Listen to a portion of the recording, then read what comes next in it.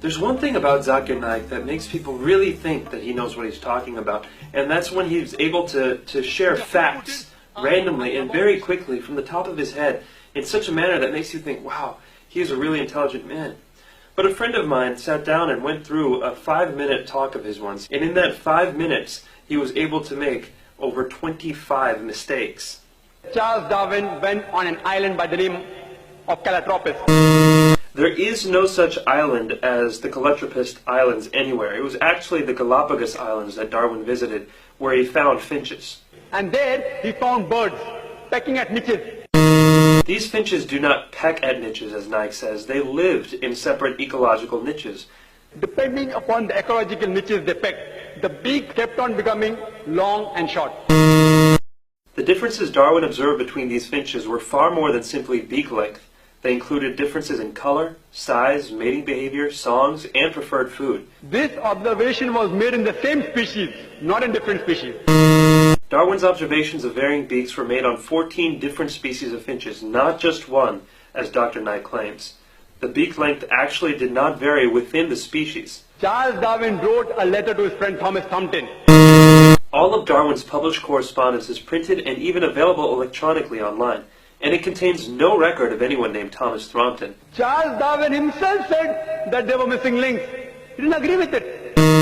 Darwin admitted that there were missing links, but that does not mean he disagreed with his own theory. He simply predicted where the missing links would be found. The reason is because that if you analyze the church was against science previously. The church was never against science. Almost all the great European scientists of Galileo's time, including Galileo, were devout Christians. People like Newton, Copernicus, Kepler, Boyle, Linnaeus, Pascal were all committed believers in the Bible. And you know the incident that they sentenced Galileo to death. Galileo, a devout Catholic, was never sentenced to death. He was sentenced to life imprisonment on June 22, 1633, and then that sentence was commuted to house arrest. He died more than 8 years later on the evening of January 8, 1642, of old age. Galileo believed that his theories fit with the Bible, and he wrote a book arguing this based on early interpretations of Christians like Augustine. Naik goes on to make the same false statement 2 more times, but let's only count it as one factual error. So all the scientists, most of them, they support the theory because it went against the Bible, not because it was true. Actually, most scientists did not support Darwin's theory for many years, and most of these same scientists revered the Bible. Basically, this account by Dr. Naik is a total fabrication. All the sages, Lucy, there were 4 hominids. Everything Dr. Naik says here is wrong. There is no such word as hominites.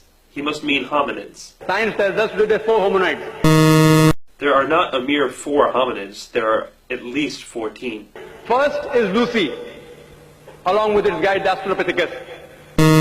There is no such hominid as Dacnopithecus. Lucy was an Australopithecus afarensis, which died about 3.5 million years, the Ice Age. The Ice Age was not 3 1/3 million years ago. It was between 1.6 million years and 10,000 years ago. Then next came the Homo sapiens, who died about 500,000 years ago. Homo sapiens did not die out 500,000 years ago. You and I, and even Zakir Naik, are Homo sapiens. Then came the Neanderthal man.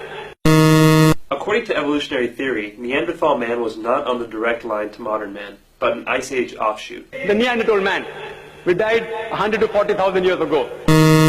Neanderthal man went extinct 30,000 years ago, not 100 to 40,000 years ago. Then came the 4th stage, the Cro-Magnon. Cro-Magnon man is the same thing as Homo sapiens, which Naik had mentioned as a different earlier species. There is no link at all between these stages. Actually, evolutionary biologists have found many examples of what they claim to be links between these stages. For example, Homo habilis, Homo ergaster, and Homo heidelbergensis. If you know of Sir Albert Georgi, who got the Nobel Prize for inventing the vitamin C. Georgi didn't invent vitamin C, he discovered it. Vitamin C is a naturally occurring substance that doesn't need to be invented.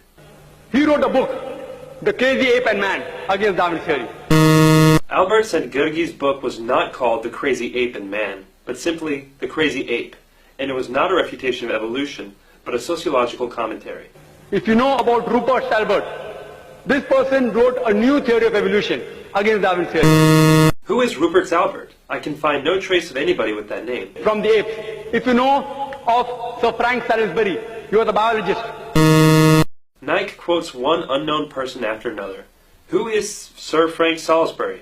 Again, vigorous searching can find no trace of anybody with that name. But to give Nike the benefit of the doubt, this will not be counted as a factual error. If you know about Whitemeat, Sir Whitemeat.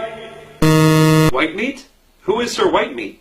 For the fourth time, no trace can be found of anybody with this name. At lower levels, an amoeba, at lower species level, amoeba can change to paramecia.